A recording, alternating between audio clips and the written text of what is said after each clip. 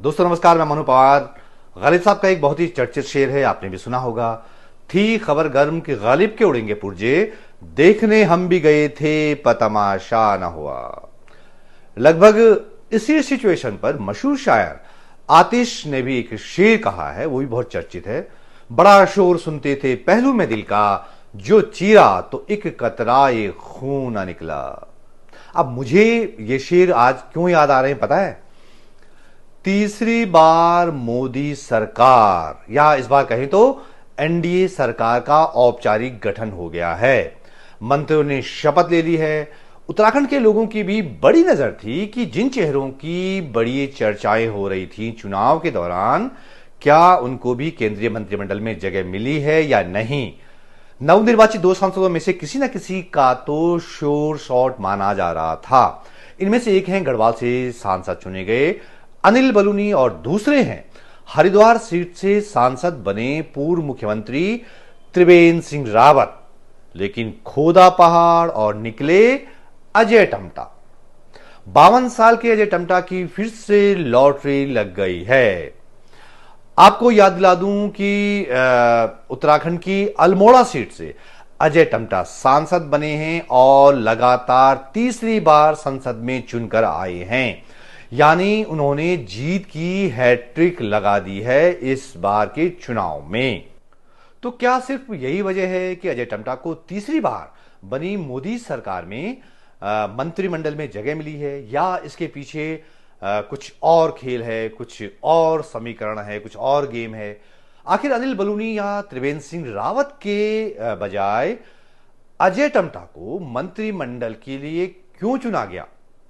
इस वीडियो में इसकी पूरी इनसाइड स्टोरी आपके सामने रखने जा रहा हूं, इसलिए ये वीडियो जो है पूरा जरूर देखिएगा। अगर आपने अभी तक मेरा चैनल सब्सक्राइब नहीं किया है तो भाई लोगों फटाफट कर लीजिए।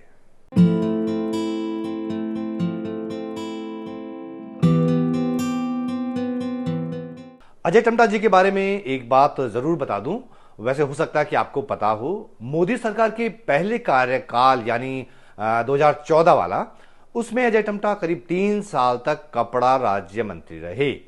लेकिन आपके मन में एक सवाल तो जरूर आ रहा होगा कि आखिर अजय टम्टा इस बार किस समीकरण से केंद्रीय मंत्रिमंडल में जगह पा गए।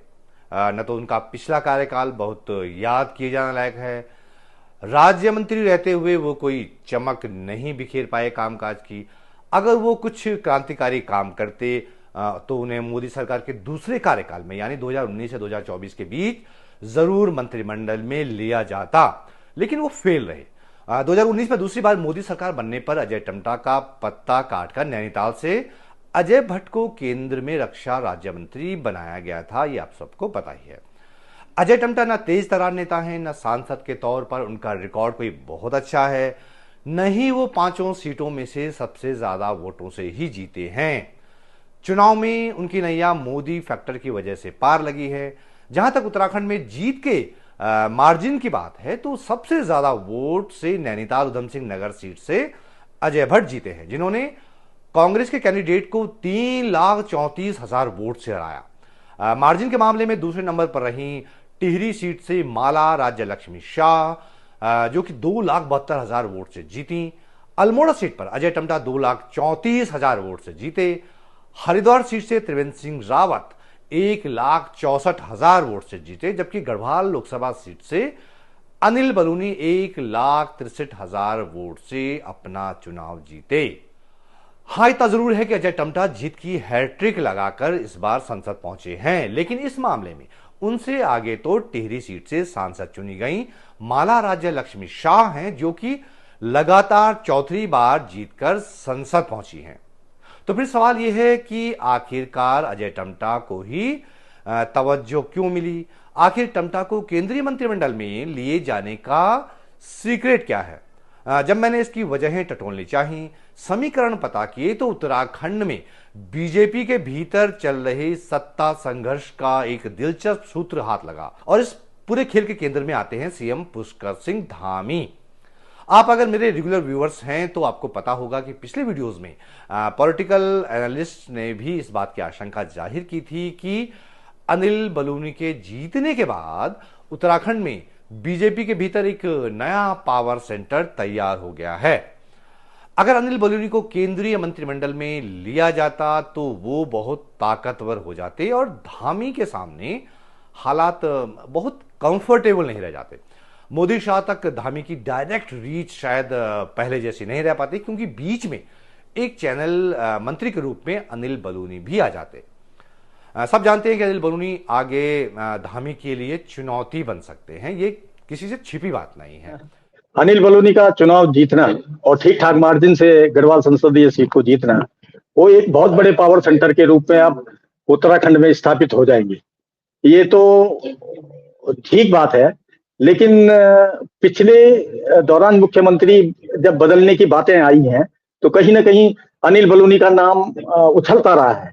तो ऐसी स्थिति में मुझे लगता है कि वो इस प्रदेश के अंदर अब बगैर उनके इशारे के कोई भी पत्ता नहीं हिलने वाला है, या वो बड़े योजनाओं को प्रदेश के माध्यम से जबरन करवाने की स्थिति में होंगे, चाहे उसके लिए फंडिंग वो केंद्र सरकार से कराएं अगर भाजपा की सरकार बनती है केंद्र में। लेकिन कुल मिलाकर के अब वो एक बहुत बड़े लीडर के रूप में इस उत्तराखंड में पावर सेंटर के रूप में काम करेंगे। उनका अपना शुरू से भी वो करते रहे हैं, कई बार उन्होंने किया है। कई मामले ऐसे भी हुए जिसके उनके हस्तक्षेप के बाद सरकार को बैकफुट पे आना पड़ा था। तो मुझे लगता है कि अब एक बहुत बड़े पावर सेंटर के रूप में अनिल बलूनी उत्तराखंड में होंगे। और मैं यदि कहूँ तो इससे मुख्यमंत्री धामी जी की बेचैनी जरूर बढ़ी होगी, क्योंकि अभी तक अनिल बलूनी जी को मीडिया द्वारा स्थापित नेता माना जाता था, कहा जाता था कि उनका जनाधार नहीं है, और वो जिस तरीके से बड़े अंतर से चुनाव जीते हैं और भाजपा के बड़े नेताओं नरेंद्र मोदी जी और अमित शाह जी के साथ उनके जो अपने संबंध हैं, राजनीतिक संबंध हैं, तो उसका फायदा निश्चित तौर पर वो चाहेंगे कि अपने लोकसभा सीट और उत्तराखंड के लिए दें।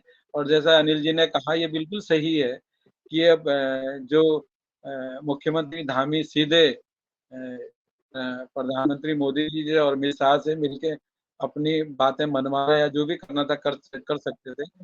अब उसमें कहीं ना कहीं अनिल बलूनी जी को भी तो फिर क्या हुआ होगा? अनिल बलूनी और त्रिवेंद्र सिंह रावत का पत्ता आखिर कैसे कटा? इस पूरे एपिसोड में धामी फैक्टर ने कैसे काम किया? इसमें धामी के काम आया दोस्तों कास्ट का हथियार, जिसकी वजह से बलूनी और त्रिवेंद्र दोनों का नंबर कट गया।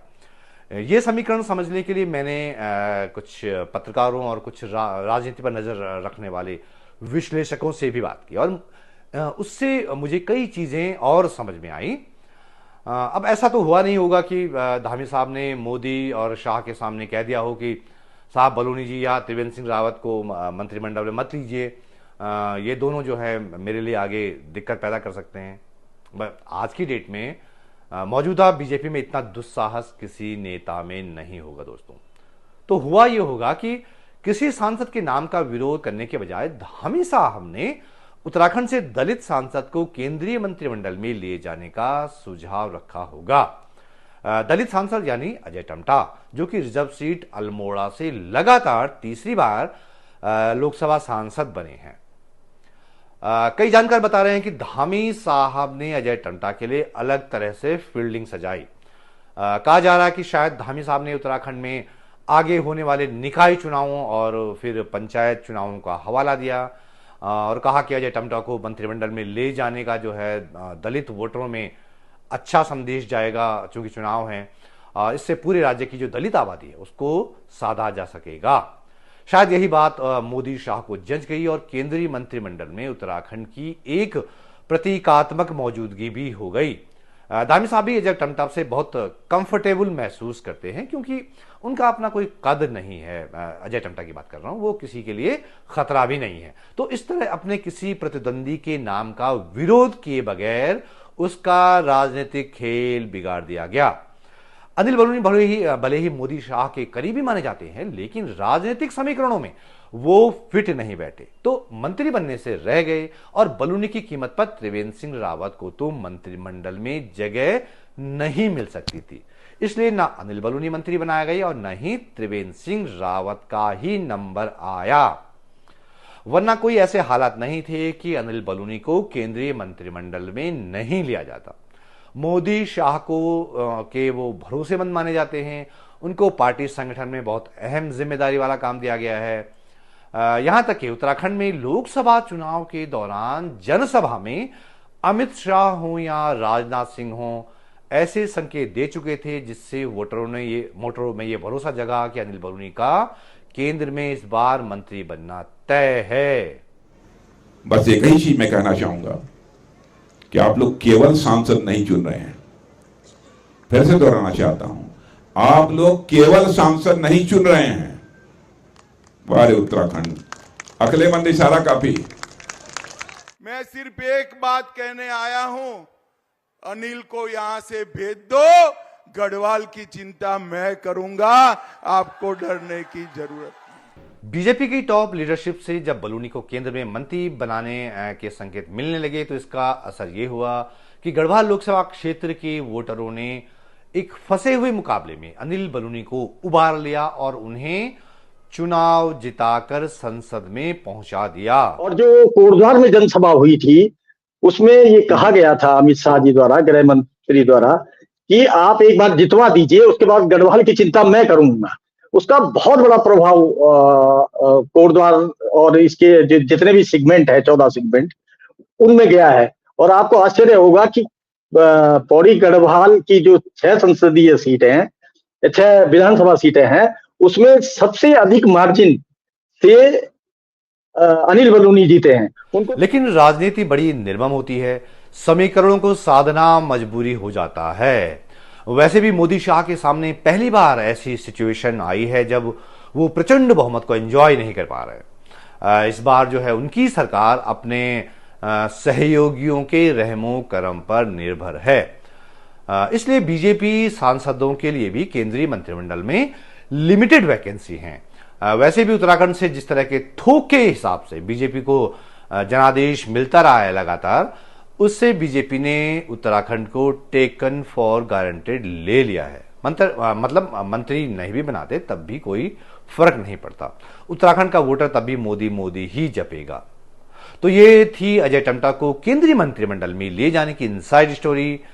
मिलते हैं जल्द एक नए वीडियो के साथ, तब तक के लिए नमस्कार।